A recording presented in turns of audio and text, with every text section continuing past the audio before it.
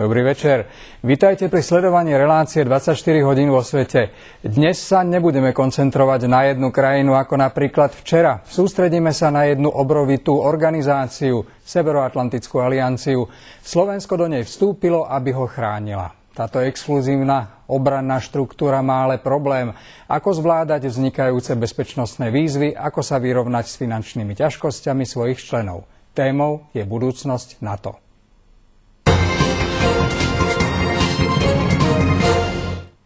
% HDP, toľko by mali členské krajiny Severoatlantickej aliancie vynaložiť na obranu. Nerobili to pred krízou a teraz, keď majú v podstate všetci členovia finančné problémy, sa o tom hovorí ešte menej.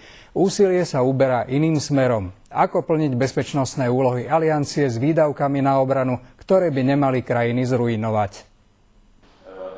Smart Defense. Tento anglický termín nemá presný slovenský ekvivalent. Najčastejšie sa prekladá ako inteligentná alebo dôvtipná obrana. Práve Smart Defense bola jednou z tém medzinárodnej konferencie s názvom NATO a ozbrojené sily 2020. Aliancia sa snaží nájsť najlepší recept, ako zvládnuť svoju reformu a dosiahnuť rovnováhu medzi operačnými potrebami súčasnosti a investíciami do budúcnosti. A to všetko v období, keď sú všetky členské krajiny aliancie pod finančným tlakom. Finančný tlak neznamená, že všetky bezpečnostné problémy len tak zmiznú. Investovať do budúcnosti musíme.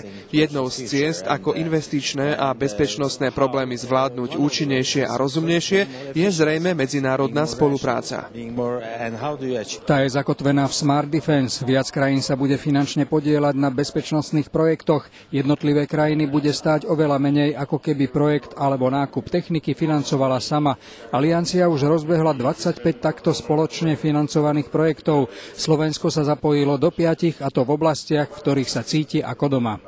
Je to v oblastiach ochrany proti zbraniam hromadného ničenia, konkrétne aj Centrum excelentnosti, kde môžeme prispieť v rámci budovania, ako hovoríte, tých inteligentných prístupov k obrane. Potom sú to oblasti v oblasti zdravotníctva, kde máme silné spôsobilosti, ale takisto aj vieme poskytnúť svoje školiace a výcvikové strediská pre potreby aliancie, tak, aby sa šetrili prostriedky na náklady, aby sa nemuselo cestovať, na druhej strane, aby sa cvičili isté spôsobilosti v krajinách, ktoré ich vedia poskytnúť lepšie a nemuseli sa hľadať komplikované riešenie. Slovensko bude v súvislosti so Smart Defense spolupracovať najmä s krajinami Vyšegrádskej skupiny. Česko a Slovensko chcú využiť to, že ich armády sa kedysi budovali na spoločnom základe.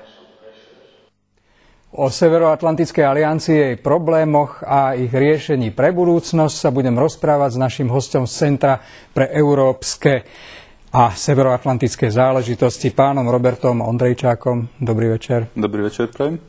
Tak na jednej strane chce aliancia riešiť problémy budúcnosti, čeliť všetkým hrozbám, na druhej strane rešpektovať napäté rozpočty.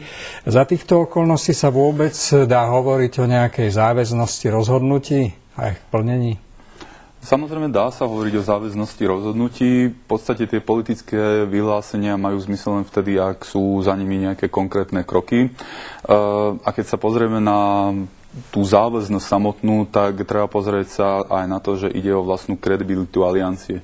Čiže aliancia, členské štáty nemôžu do nekonečna len vyhlasovať, že majú určité ambície alebo určité politické záväzky, ale z určitého pohľadu teda, alebo po určitom čase tie záväzky treba začať aj plniť. Samozrejme nie je to jednoduché v situácii, kedy obranné rozpočty až na veľmi vzácne výnimky vo väčšine krajín, teda NATO, že Severoatlantické aliancie klesajú. Práve preto vznikajú rôzne myšlienky a rôzne koncepty, vrátane Smart Defense, čiže inteligentnej obrany, ako sa to kvázi niekedy prekladá.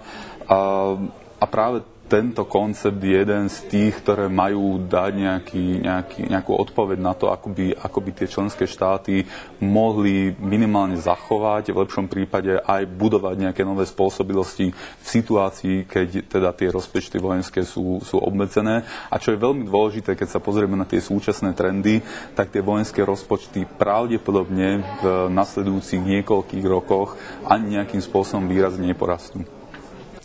O tej Smart Defense sa hovorí už dobrý rok. Už sa to stalo akýmsi zaklínadlom. 25 projektov sa rozbehlo, neviem, koľko z nich je dokončených, ale už sa osvedčil tento projekt nejako v praxi, už je nejaká spätná väzba, pretože na tej konferencii niektorí účastníci hovorili, že nikdy neviete, čo bude na konci. Ano, máte nejaký zámer, ale či sa podarí, to nikto nevie. Smart Defense je vlastne o špecializácii a užšej spolupráci členských štátov. Nie je to jediný koncept, to zase treba tiež povedať ako v tejto oblasti. Keď sa pozrieme na tie posledné 10 ročia, pre všetky na posledné 10 ročie alebo 2 10-ročia, tak Aliancia už mala niekoľko projektov. Samozrejme, treba povedať aj to, že tie rozpočtové obmedzenia sú v súčasnosti asi najserióznejšie, čiže buduje sa niečo nové, ale nie na základe, alebo nie na úplne zelenej lúke, čiže nejaké skúsenosti s tou spoluprácou už sú a sú aj nejaké výsledky. Je to veľmi dlhý proces, treba povedať aj to, že bezpečnosť a obrana patria k najcitlivejším oblastiam, čo sa týka spolupráce medzi jednotlivými štátmi a akákoľvek spolupráca a zdieľanie spôsobilosti a budovanie spoločných kapacít, o čom je Smart Defense, vlastne znamená, že tie členské štáty sa vzdajú určitej časti, nechcem povedať, že suverenity, ale minimálne možnosti úplne suverenne sa rozhodovať v niektorých veciach. Čiže chce to pomerne dlhý čas, kým sa ten proces dokončí. Často a už dosť dlho sa hovorí o tom, že Američanom treba spliec zobrať určitú časť toho bremena za financovanie a za obranu, teda že nesú časť tej zodpovednosti väčšiu ako ktokoľvek iný. Teda tú vyváženosť chcú sami Američania, chcú sa zbaviť to, alebo chce to Európa ich o to obrať? Keď sa pozrieme na obranné výdavky v rámci Aliancie, dostaneme sa k zaujímavým číslam. Až 75% celkových obranných výdavkov pokrývajú Američania. Dlhodobo to je celkom nešťastná situácia a povedzme si otvorene aj politicky, aj psychologicky.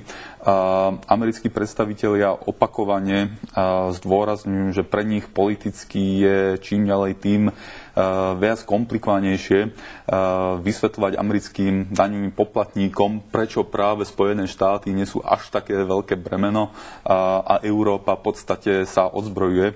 A čo je veľmi dôležité, že keď sa na to pozrieme opäť z toho globálneho kontextu, Európa sa dobrovoľne odzbrojuje a všetky ostatné dôležité strategické regióny sveta idú opačným smerom. Keď sa pozriete na Južnú Áziu, Východnú Áziu, Blízky východ, obranné rozpočty týchto krajín neskutočným tempom rastú, tie armády alebo ozbrojené sily týchto krajín neskutočným tempom modernizujú svoje ozbrojené sily a Európa prechádza opačným procesom. Američania, keď ste sa pýtali na tú ich motiváciu, respektíve na postoj Ameriky a Európy, Američania sami a opakovane žiadajú Európu o to, aby Európania dávali viac, investovali efektívnejšie do obrany a bezpečnosti. Treba však povedať aj to, že priority európskych spoločenstiev sú trošku vzdialené v súčasnosti od bezpečnosti a obrany.